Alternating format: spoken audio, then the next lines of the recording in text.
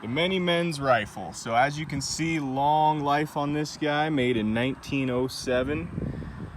Been around a long time. Barrel's got pretty good original bluing still on it. Handguard got some wear, the band. And if you look on the inside here,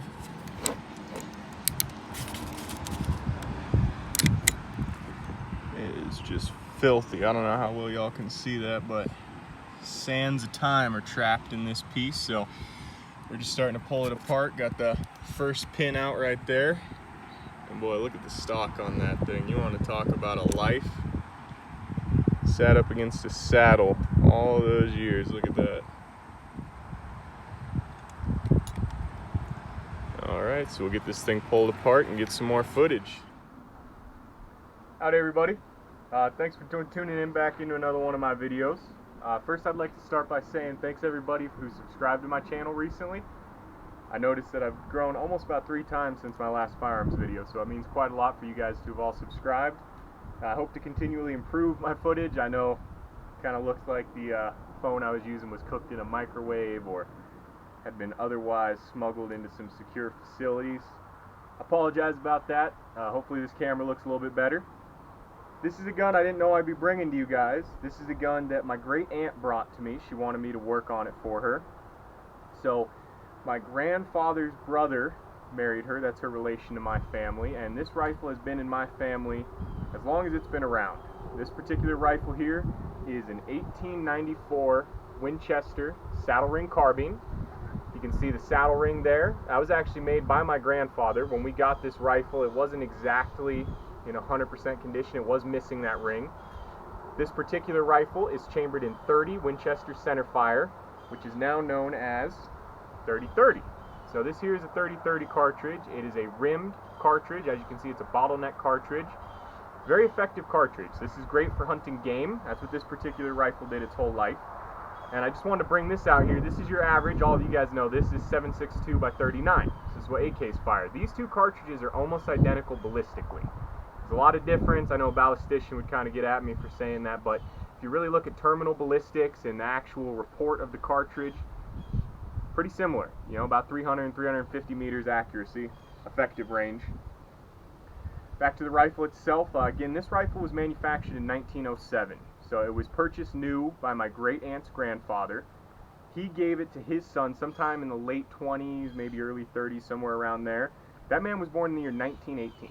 So the man who predominantly used this rifle was born the year the Great War ended. Kind of crazy to think about how old this is. You know, this rifle is 114 years old. And when I got this rifle, when my grandfather and I first started cleaning it, it was just as dirty as can be. The action was cruddy. I mean, it felt like sandpaper, just absolutely dirt. You can see down in there, it's very clean now, very nice. We didn't want to over clean it. You know, that's a big thing when you're working on a gun like this. You never want to over clean it. You just want to get the gunk out of there, get the dirt out of there. Don't do any damage to any existing finish or any sort of patina that's shown up. This rifle was used heavily into the late 80s. So a rifle made in the year 1907 was used for approximately 80 years. That's kind of hard to believe. You know, modern rifles probably aren't up to that, at least the majority of them, and if they are, they're quite expensive. This was no cheap rifle, though. This would have cost a pretty penny. This particular rifle was purchased in Boulder, Colorado. When they purchased this rifle, the family was living at the Walker Ranch. Anybody here in Colorado probably familiar with the Walker Ranch. So this was the cowboy life. You know, this was the real deal. Colorado was still very country up into the 20th century, well into the 20th century. This particular rifle has a whole lot of wear right here. You can see the wear on the toe of the rifle. You can see the divot in the toe from it being on a saddle. The dings right here in the stock. Definitely a very well used rifle. You know, this rifle had a good life. One particular thing to note as well is a lot of you guys are probably not familiar on how these saddle ring carbines are used. So what you do is you actually put a piece of leather through here and it drapes onto the saddle. So you could also have a scabbard for it. You know, you're pretty familiar with that in movies where, and this rifle actually in particular probably did see some time in a scabbard because you can see the wear on the magazine tube and the barrel, as well as the barrel band up here. Another thing to note on this particular rifle is that sometime in its life long ago it got marble sights. So the knife company Marbles, well, they didn't always make only knives. This here is a buckhorn sight for marbles. Very, very effective sighting system. That's one thing that would lead this to be such a good deer rifle. And this particular rifle here, without a doubt, killed hundreds of deer. You know, this was used to put food on the table frequently. This was the man's primary rifle. You know, nowadays a lot of us own many rifles. Not in those days. You were lucky if you owned more than one, you know, and I mean, heck, if you were real lucky, you owned one good rifle. So they were lucky to have that.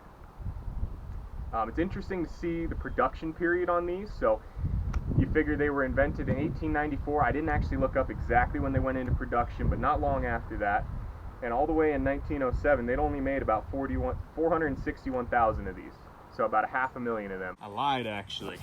Next you'll see is the stock taken off. So again, there's that wear where it was riding up against a saddle. Because the first guy who owned this in our family used the hell out of it. That thing rode on his horse every day, all day. Probably killed a couple hundred deer in his hands. You can see a crack right there. Goes down in the stock. The stock's pretty good condition considering what it's been through.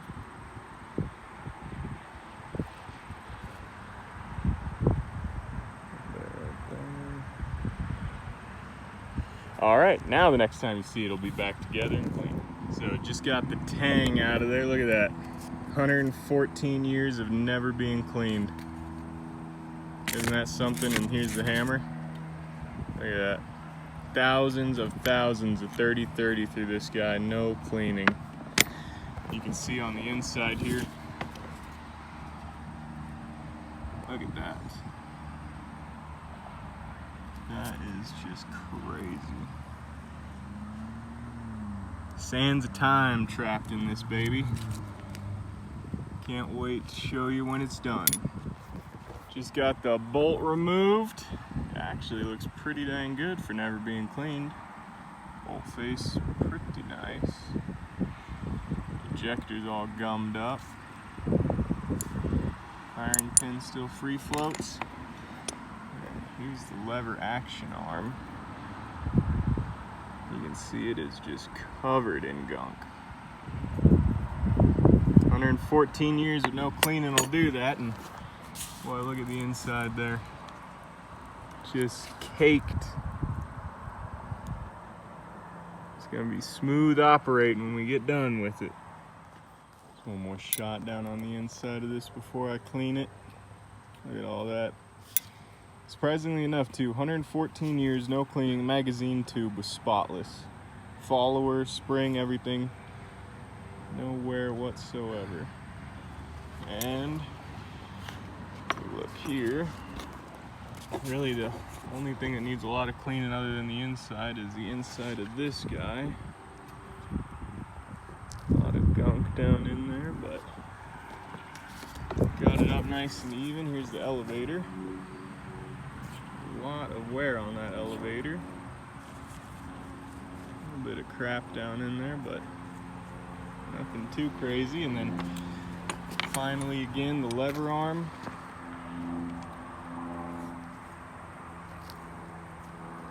A lot of wear.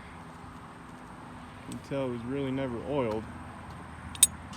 If only y'all could have felt the action on this before I tore it apart. My God, the action on this was just grit. Look at that. There's a spring for the ejector, and the ejector freed up pretty nicely. I don't know if I can catch that. But should be able to get the ejector going good. That was the main trouble with the guy who brought me this, said he was having failures to eject consistently, which you'd expect for 114 years with no cleaning, but firing pin's nice and free floating.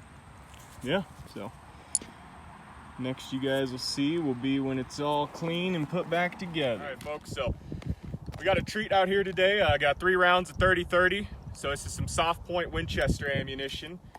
Just gonna give this old girl some tests. Now again, this rifle was manufactured 114 years ago. So this is a very, very old gun. In fact, this is the oldest gun I have ever found.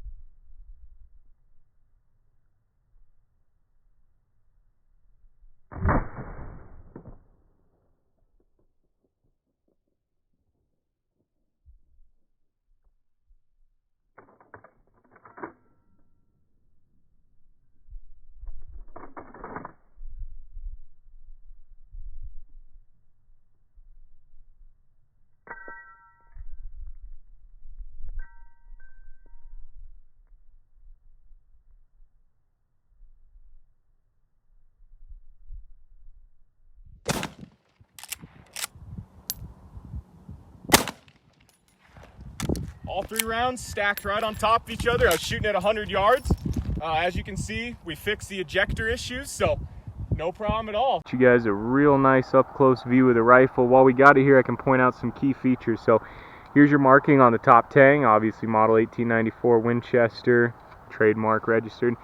But this is how the weapon system locks. So this block right here, that's locking this whole bolt forward, and it actually has a little transfer pin, so when the hammer strikes it, this little pin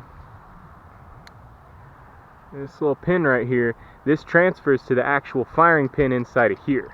So it's almost kind of like a 2 firing pin, or more like a transfer bar revolver, if you're familiar with those.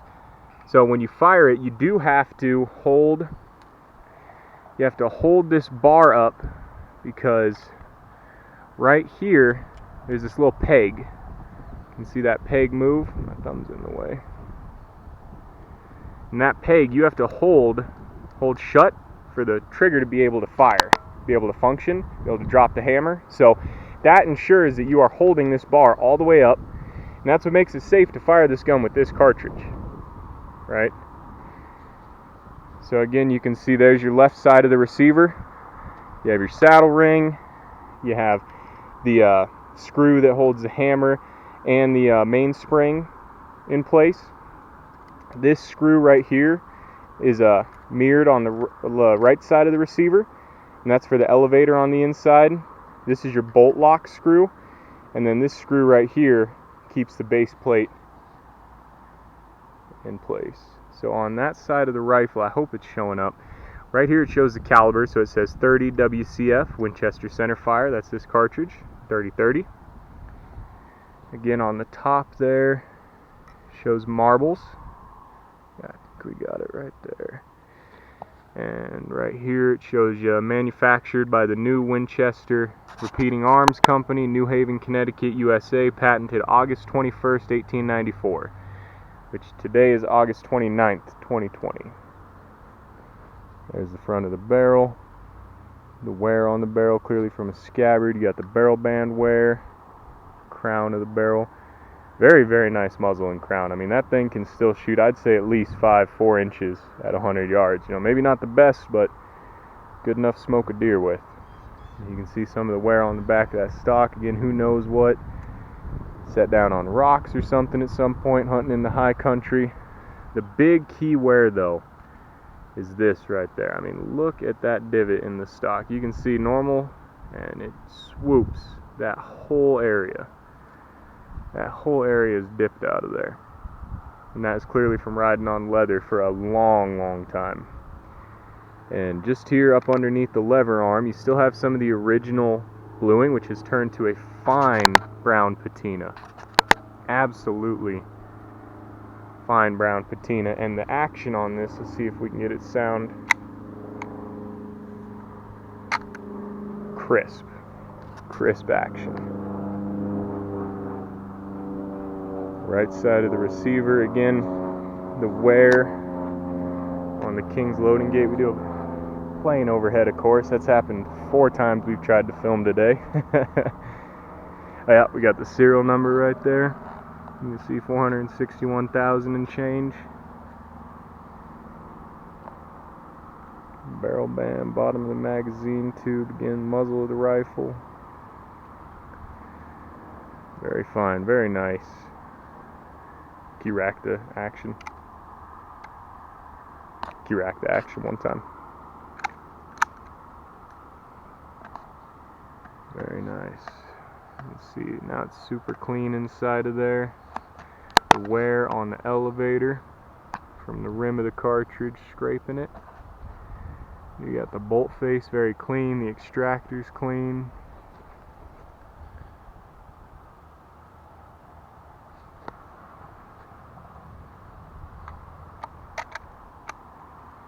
Super smooth and crisp. So yeah, I hope you guys enjoyed watching. Get some more of the markings. I really appreciate it, and hope you guys too. You know, that's better than going to a museum holding that kind of history in your hand. Well, y'all have a wonderful day. Yep, ready. So here we go, cleaning the inside.